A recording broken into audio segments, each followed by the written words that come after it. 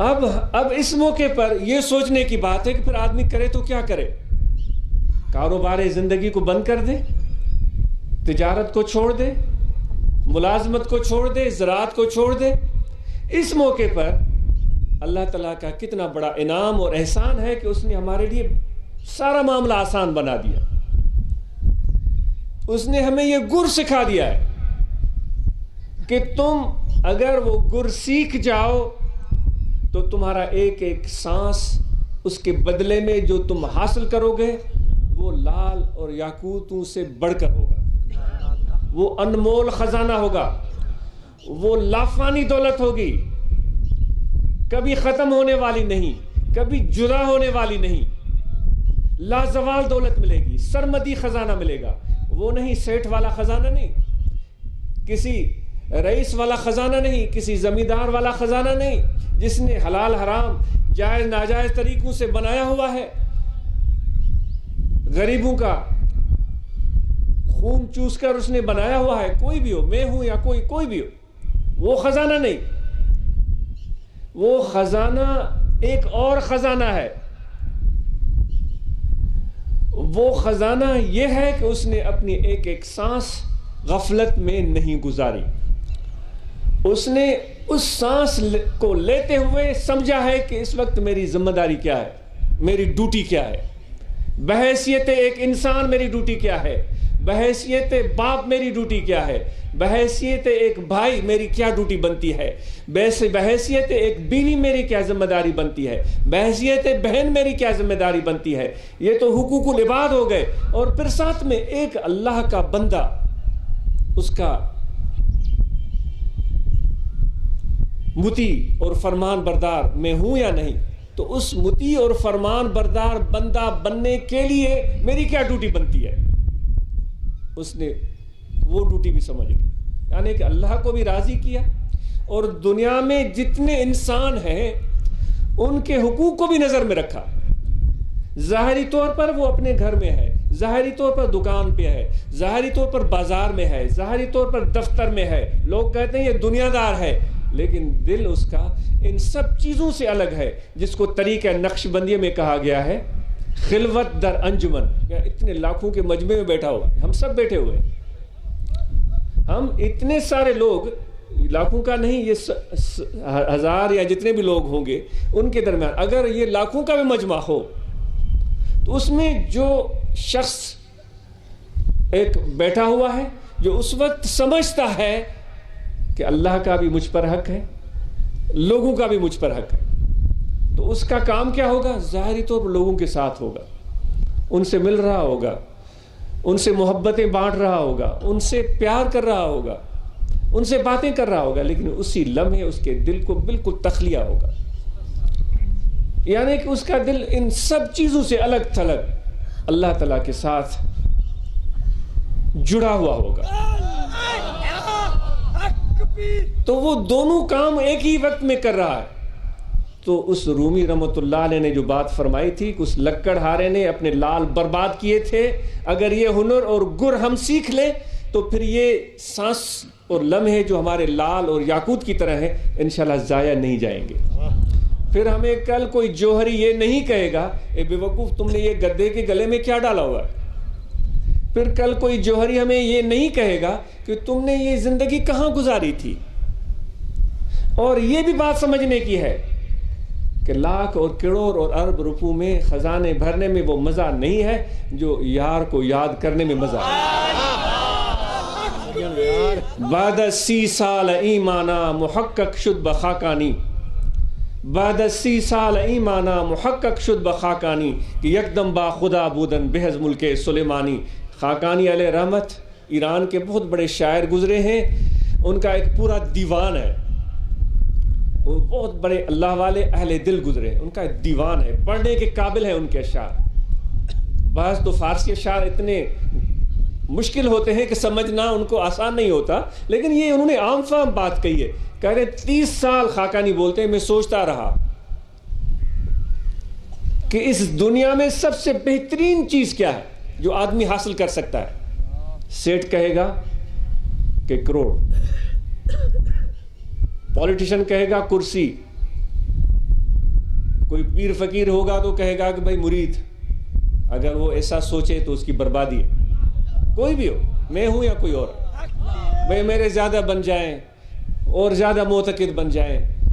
لیکن خاقانی فرماتا ہے کہ میں نے یہ سوچا اور سوچا اور سوچا 30 سال کے بعد مجھے یہ پتا چلا کہ ایک لمحہ اگر میرا اللہ تعالیٰ کے ساتھ گزر جائے، اس کے قربت میں گزرے، اس کی محبت میں گزرے، سلیمان علیہ السلام کی حکومت سے بڑھ کر ہے.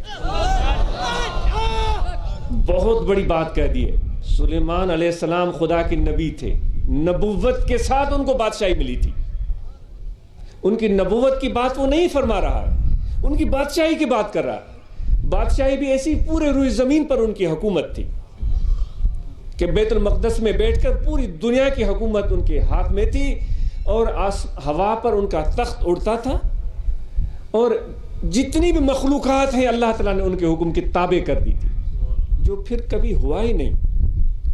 سلیمان علیہ السلام سے نہ پہلے ہوا ایسا، نہ ان کے بعد ایسا ہوگا، کیونکہ انہوں نے دعا یہ کی تھی کہ مجھے ایسی حکومت عطا فرما جو کسی کو نہ ملی ہو. تو ساری مخلوق ان کے حکم کے تابع تھی، ہوا میں تخت اڑتا تھا، اور ساری چیزیں، سارے خزانے ان کے ہاتھ میں تھے. تو خاقانی فرماتا ہے اتنی اگر حکومت، اتنی بڑی سلطنت بھی مل جائے تو اس سے بڑھ کر وہ ایک سانس ہے جو اس اللہ کے قربت میں، اس کی محبت میں گزرے. یہ ایک سانس اس سے بڑھ کر ہے. آج ہم یہاں بیٹھے ہوئے ہیں، ذکر کے لیے آئے ہیں، محبت کے لیے آئے ہیں، گنہگار ہی صحیح، بدکار ہی صحیح، پوری زندگی غفلت میں گزر گئی ہے.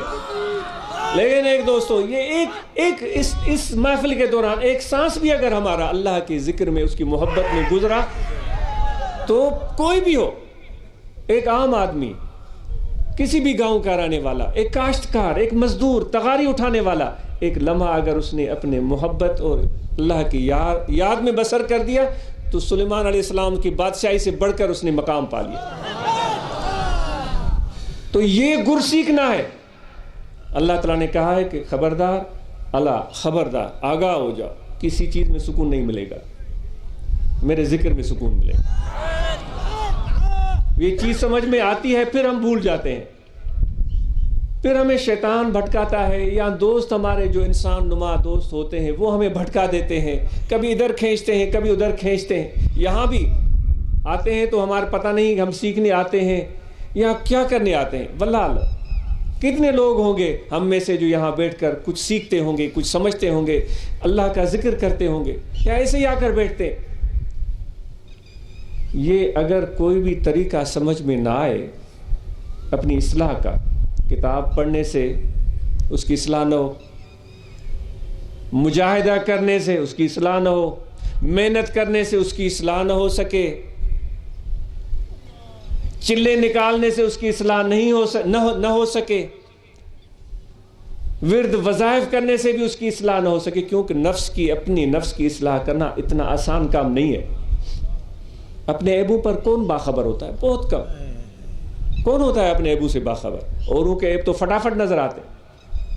اپنے عیبوں سے باخبر ہونا یہ آسان کام نہیں ہے. تو میں عرض کر رہا تھا اتنی ساری چیزیں، ورد، وظائف، کتابیں، مدرسے،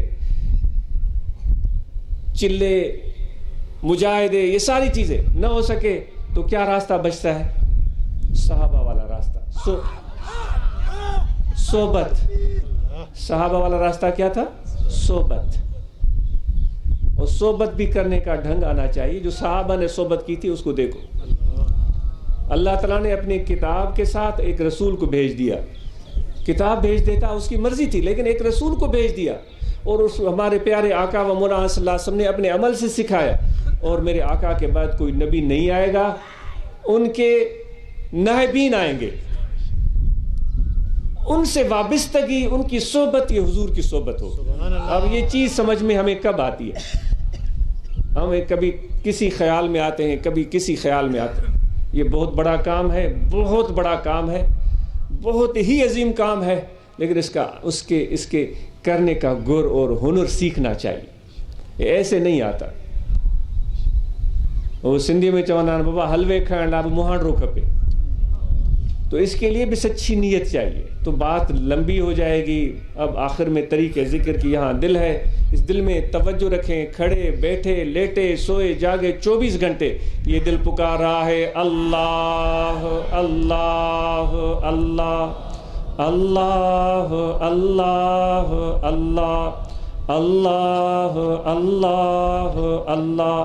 سیکھنے کا طریقہ یہ ہوتا ہے جو جس طرح آپ بیٹھے ہوئے ہیں ادب سے سامنے منتظر اور متوجہ, یہی طریقہ ہوتا ہے. کوئی ایسا بھی ہوتا ہے کیا اگر کوئی بھی استاد ہو ہمارا, وہ کہے کہ میں بینچ پر نہیں بیٹھتا, میں تمہارے ساتھ بیٹھتا ہوں, تو وہ نہیں سیکھ سکے گا. وہ نہیں سیکھ سکے گا. اس کو سامنے نیچے چٹائی پر بیٹھنا پڑے گا. اب یہ چیز ہمیں سمجھ میں آئے بڑی مشکل سے آتی ہے. ہم سمجھتے ہیں کہ بھائی جائیں گے فلاں سے جا کر ہاتھ ملائیں گے, اس کو چھوئیں گے, اس سے بات کریں گے, گپ شپ کریں گے تو فائدہ ہوگا. اس طرح نہیں ہوتا. یہ باتوں سے بات نہیں بنتی. گفتگو سے صرف کلام کریں, یہ ایک بہت نازک سا کام ہے. بہت نازک سا کام ہے. یہ ادب سے ہوتا ہے, یہ احترام سے ہوتا ہے, یہ محبت سے ہوتا ہے, یہ لفاظی سے نہیں ہوتا, اپنے آپ کو نمایاں کرنے سے نہیں ہوتا, اپنی تعریفیں کرنے سے نہیں ہوتا, اپنا تعارف کروانے سے نہیں ہوتا. صحیح میں استاد ہوں, صحیح میں خان صاحب ہوں, صحیح میں پیر صاحب ہوں, صحیح میں صاحبزادہ ہوں, اس سے نہیں ہوتا. پھر یہ ایک سلام دعا ہے, اللہ اللہ خیر صلاح, سے تو سینکڑوں لوگ آتے ہیں.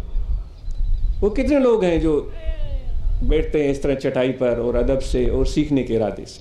تو ذکر کریں. اور یہ صحبت جو ہے اس کے بغیر کوئی چارہ کار نہیں. کیا کیا جائے؟ اگر آپ کو آزمانا ہے تو کتابیں پڑھ کے دیکھیں, اگر آپ کو آزما ہے وظائف کر کے دیکھیں, آزمانا ہے تو مجاہدے کر کے دیکھیں, آزمانا ہے تو چلے نکال کے دیکھیں, کر کے دیکھیں. لیکن سلسلہ نقشبندیہ میں ایسی چیز کو اسی میں رکھا گیا ہے کہ صحبت صحبت صحبت, اور وہ بھی محبت کے ساتھ. ذکر کا بھی اس کے بعد نمبر آتا ہے. تو ذکر آپ کو بتا دیا گیا ہے. سب کو اجازت ہے جو بھی کرنا چاہیں کل بھی ذکر کریں, صبح بھی کریں, شام بھی کریں, رات بھی کریں, دن بھی کریں. دوستوں نے ضلع غربی کے دوست تھے, انہوں نے احوال سنایا. ماشاءاللہ بڑی خوشی کی بات ہے. برانچز قائم ہیں. جو وقت قلیل ہو گیا, مجھے افسوس ہے کہ دیر ہو رہی ہے. تو رمضان مبارک بھی آ رہا ہے. جو مراکز ہیں وہاں پر بہترین انتظامات کیے جائیں. جو دوست ان دنوں میں کچھ سیکھنا چاہیں, قرآن مجید, ضروری مسائل, شریعت, دین کے علوم, ان کا بندوبست کیا جائے. وائس اچھے تقریر کرنے والے, نعت خوان تیار ہوں. دوست من صاحب بتا رہے تھے میں نے نعت خوان تیار کیے ہیں, تو ماشاءاللہ بہت اچھی بات ہے. یہ سب اس طرح کے دوست تیار ہوں تاکہ تبلیغ کا کام زیادہ بہتر طریقے سے ہو سکے. الحمدللہ رب العالمین. دعائے خیر. اللہم صلی اللہ علیہ وسلم صلی اللہ تعالی علی خیر خلقی محمد و علی وسلم.